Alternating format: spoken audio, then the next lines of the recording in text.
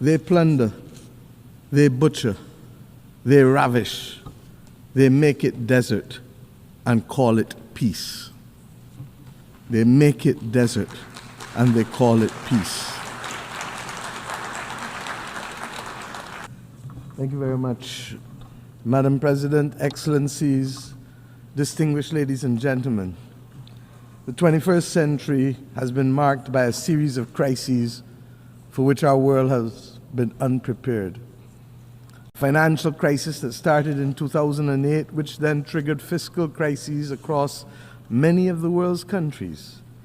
And if that was not enough, a social crisis characterized by rising inequality with the consequences thereto, be it substance abuse, mental health challenges, homelessness, or human trafficking. Then there was a global pandemic, lasting 2 to 3 years and taking the lives of millions of people. And for those surviving, they had restricted movement and restricted choices.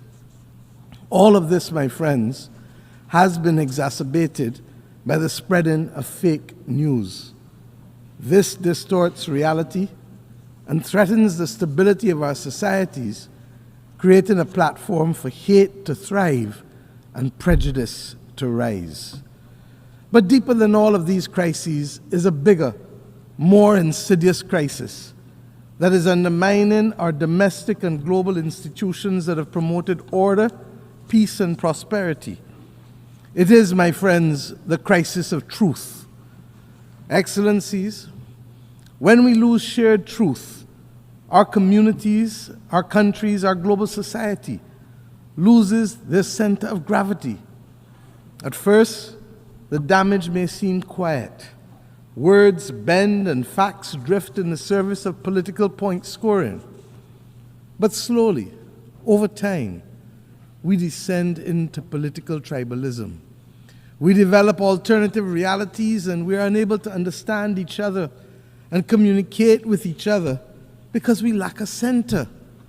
Then we grow suspicious of each other. In the absence of truth, trust deteriorates.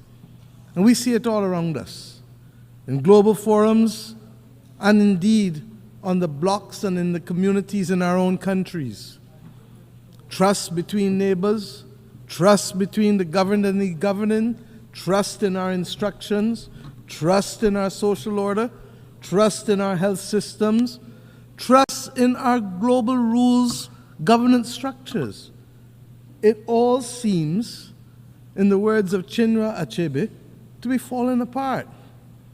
When we lack truth and we lack trust, law becomes theater, news becomes spectacle, and science becomes just another opinion. As I've had cause to say in this great hall on a few times, our world today worryingly resembles the world of 100 years ago. And this has become even more evident with the closing of our borders to both goods and to people.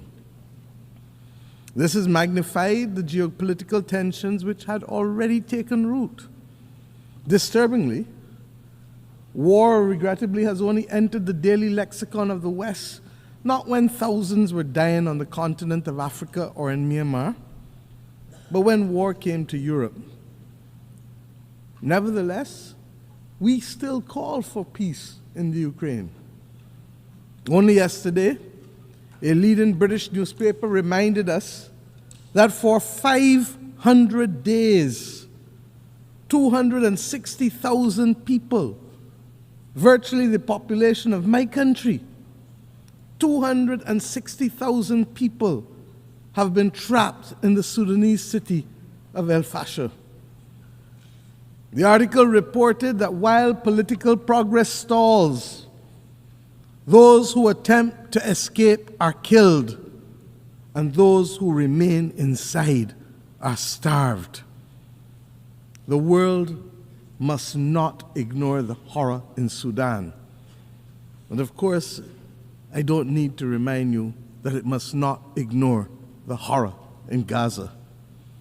The genocidal destruction taking place in both places must now have our full attention. And as it relates to Gaza, yes, there must be a release of the hostages taken on October 7th. But we have now gone to a point where all of our human sensibilities are offended by the continuous and disproportionate attacks on the Palestinian people and the failure to allow access by the international community to the survivors for the provision of humanitarian aid. The survivors are entitled, my friends, to use the words of Bob Marley. How can you be sitting there telling me that you care, when every time I look around, the people suffer in the suffering in every way, in everywhere?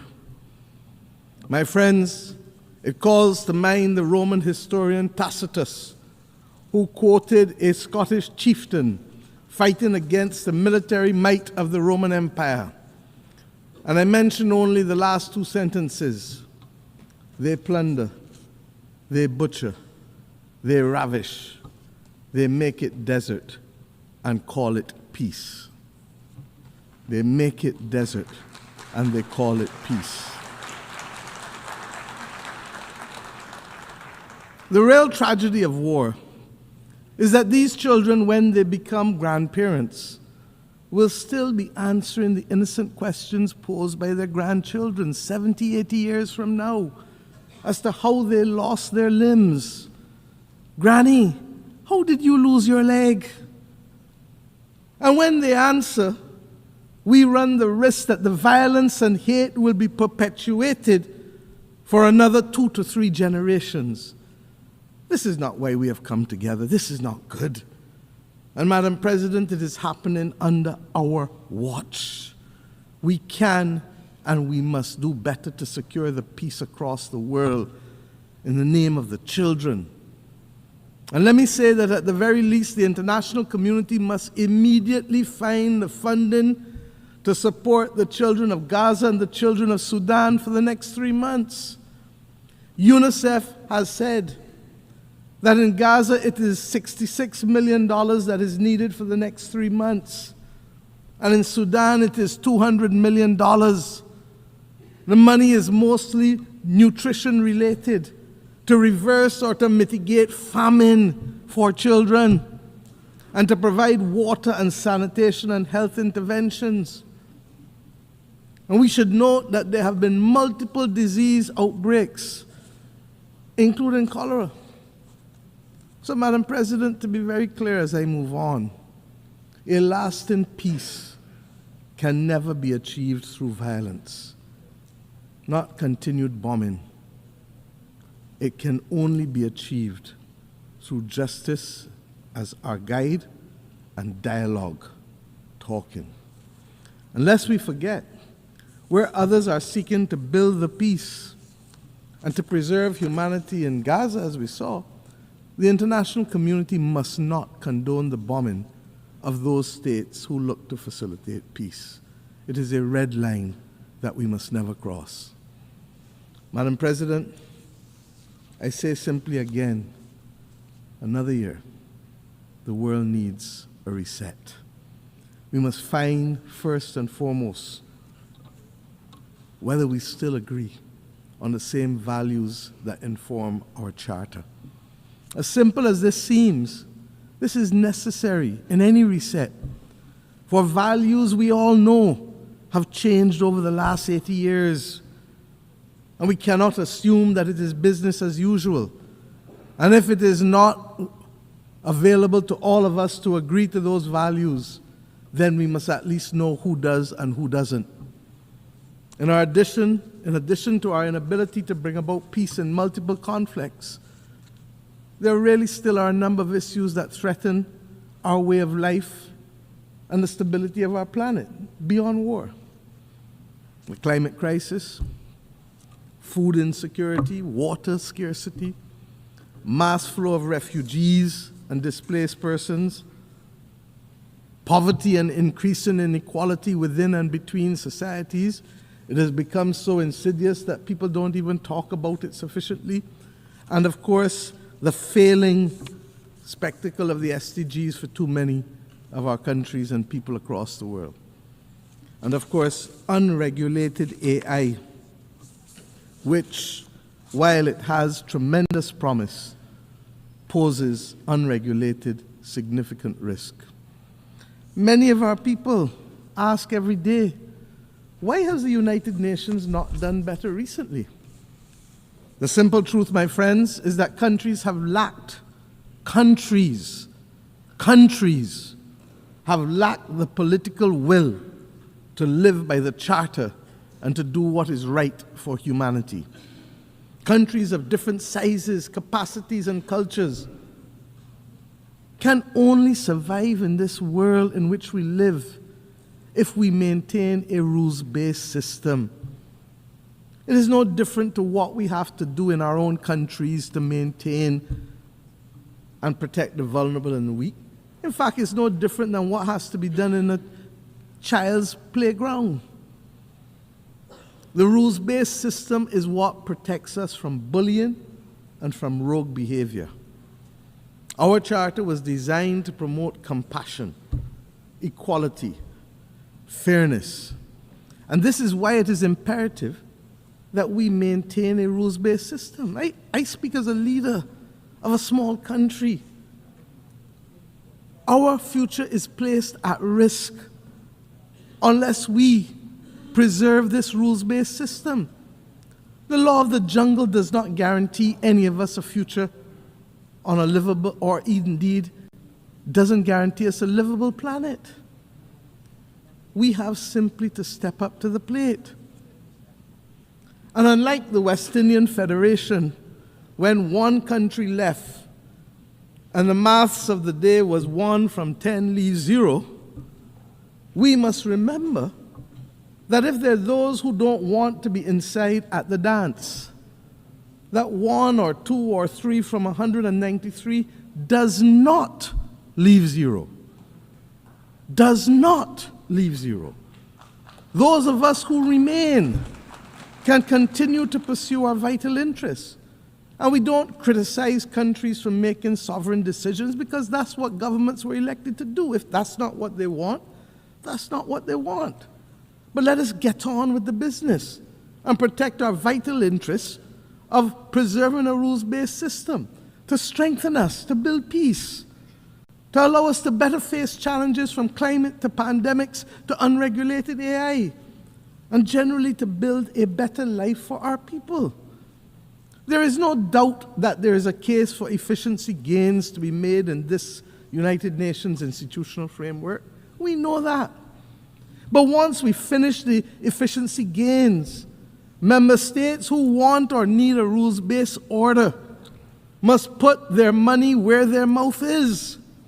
If we are to be protected by a rules-based system, then we must step up to the plate and provide the funds to bridge the gap, to deliver the results that we desire.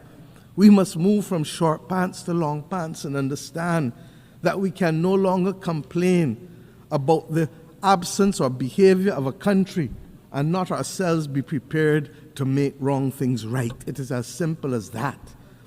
And believe me, the arithmetic is not bad. It is within each of our reach to reach there, to do it. And let us remember the Aristotelian principle: equality among equals, proportionality among unequals. My friends, and while we contemplate the multiple crises, let us also not despair, because there are some things that have worked for the benefit of our people in the last few years. We now have, globally, a historic pandemic agreement that was adopted to make the world equitable, more equitable, and safer from future pandemics. A full appreciation of this will only come when the next pandemic hits us. We have agreed to the Seville Commitment on Finance, which seeks to fulfill the promise of the SDGs, and which, even though the funding has not been fully identified, has mainstreamed a number of financing concepts that were simply not taken into account a decade ago.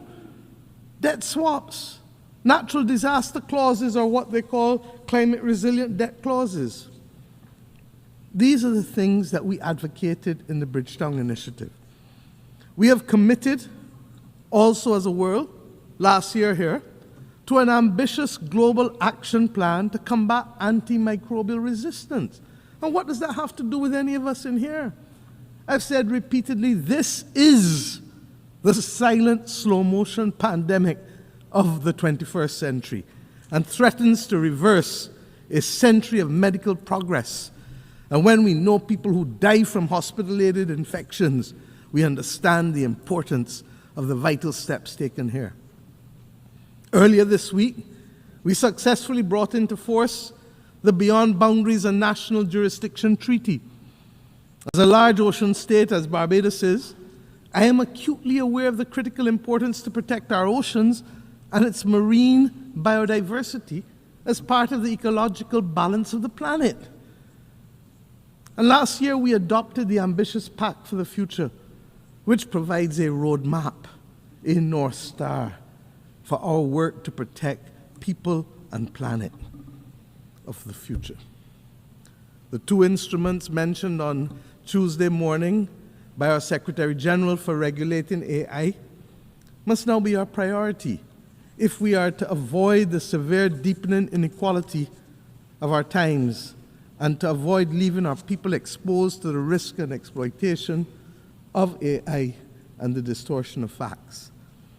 I must tell you that regrettably, I have experienced on a well-known commercial AI platform examples of censorship that seek to deny access to the details of our history in this hemisphere, in terms of the Barbados Slave Code, in terms of the South Carolina Slave Code.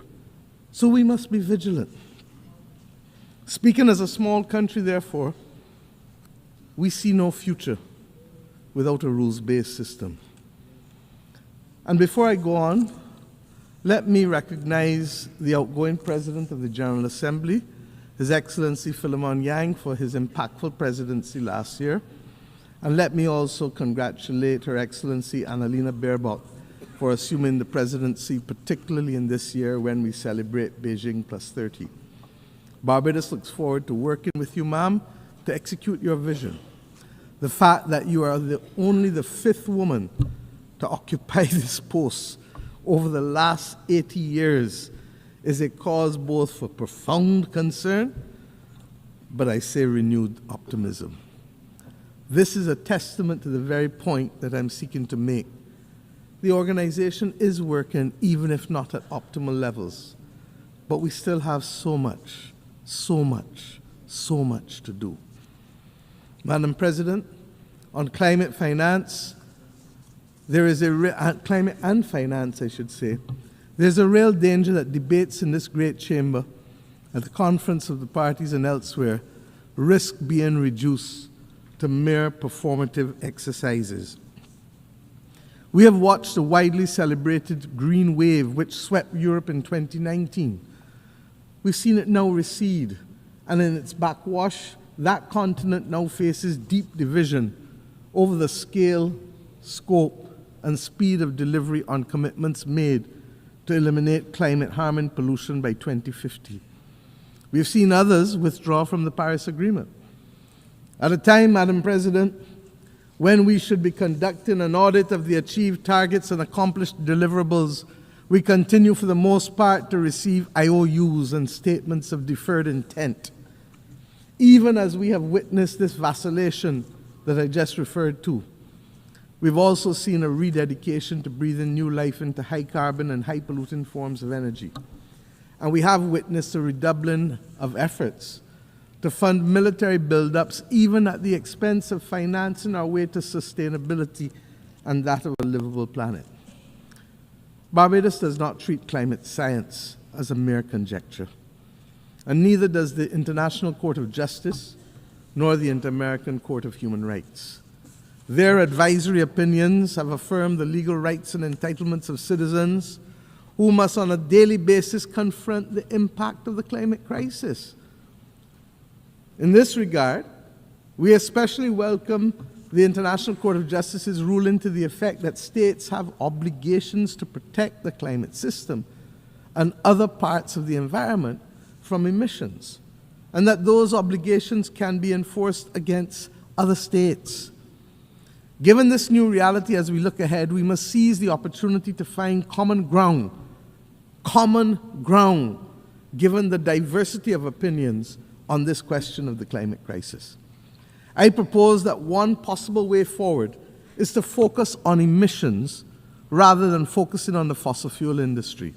As I've said before, the fossil fuel industry is not the enemy. It is the emissions. In this regard, we should consider working towards a globally legal binding framework on methane, which could contribute to reversing global temperatures, I'm told by the scientists, by as much as 0.5 degrees, while purchasing time for the fossil fuel industry to scale up to a commercial level the use of decarbonizing technology. This is possible. The Baku to Belém roadmap must also ensure that the necessary resources, $1.3 trillion annually by 2035, are not only committed, but delivered. It is the political will and the ingenuity of countries and financial institutions that will ensure that these sums can be delivered. It must not, and we must not allow that roadmap to suffer the same fate as the Loss and Damage Fund, which, despite its historic establishment, remains grossly undercapitalized, with less than $800 million pledged, and regrettably, only half of those pledges have actually materialized. This ambivalence towards finance and fiscal space, my friends, is what gave birth to the Bridgetown Initiative. Its latest iteration, Bridgetown 3.0, will shortly be reviewed, given the rapidly changing global environment in which we live. We still need to expand liquidity support and to close the financing gap to assist vulnerable countries, especially the V20, many of whom still face the possibility of a debt crisis. They need it to build their resilience and to adapt to the new climate reality. I am conscious of the progress by which multilateral institutions have taken on board some of our arguments in the Bridgetown Initiative, especially as it relates to climate finance and to the issue of vulnerability. I referred earlier to debt swaps and the climate resilient debt clauses. Madam President, all of these goals and many more can be achieved by a fully functional rules-based system, one that is ambitious in its goals, effective in its delivery, and fair in its organization. As UN80 process seeks to enhance the functioning of this organization, we must ensure that we put in place the initiatives that are not the exclusive outgrowth of budget constraints and cross-cutting exercises, but are instead initiatives that are people-focused, delivery-driven, providing the global population with the peace and the security and the quality of life that they deserve and that they are increasingly demanding. To this effect, the Security Council, we know, must be reformed. It must reflect the multipolar world that we now live in, and it must give an opportunity to recognize that there have been substantial geopolitical shifts since 1962, when you had your last reform, 3 years before I was born, and I turn 60 next week. Permanent seats for Africa and a seat that revolves for small island developing states are an essential part of that reform, because we all have perspectives that must be heard. You cannot ask us really to show up for family photos and votes when you need them, and then exclude us from the family's decision-making as if you are the grown-ups and we are the children. We are not minors. We are independent, sovereign states with full capacity, and we insist on being treated as such.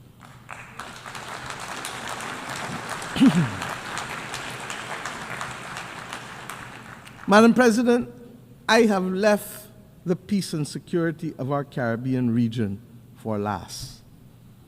It is deeply troubling. Example, Haiti, and you've heard Prime Minister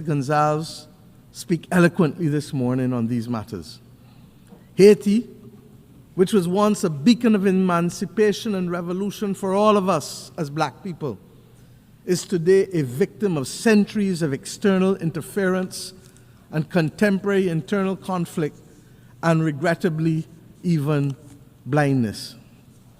We want to thank Kenya for its extraordinary leadership of the multinational security support mission, even when they were out there on their own.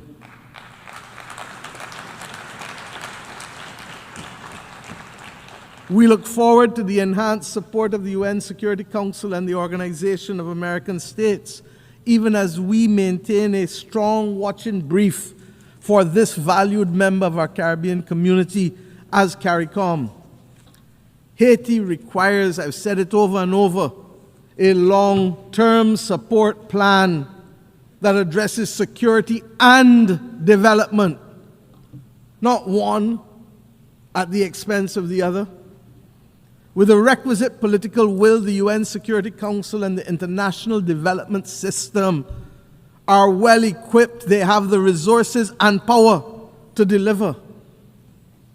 We also want to urge dialogue with our friends and partners, especially in the United States, on the inescapable issue on the flow of small arms and light weapons, not only to Haiti, but indeed across this entire hemisphere, especially in the Caribbean with small states.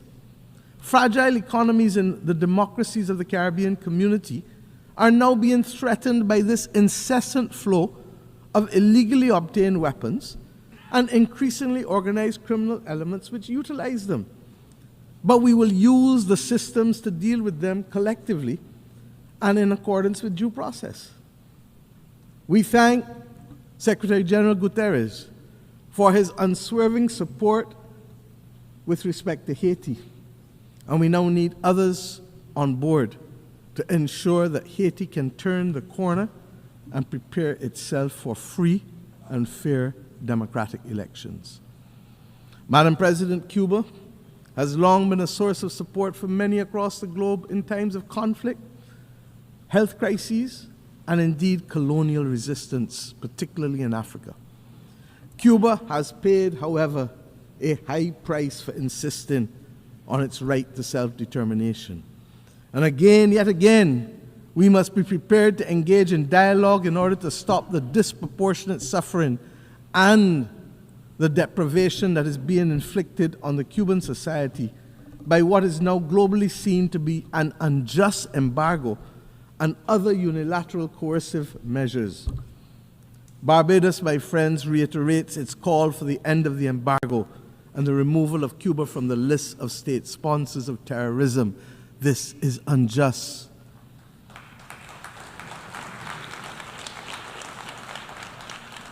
What is even more, in the Caribbean Sea, we're now seeing a shocking violation of a hemispheric understanding that the Caribbean be treated as a zone of peace.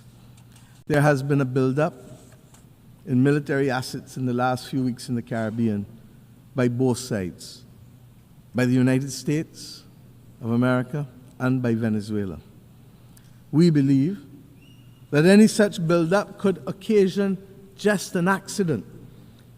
And if it does, a simple accident can put the Southern Caribbean at disproportionate risk.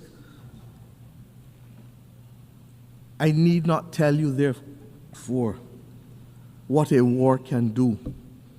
It is not acceptable for our islands, our countries, to be viewed as collateral damage.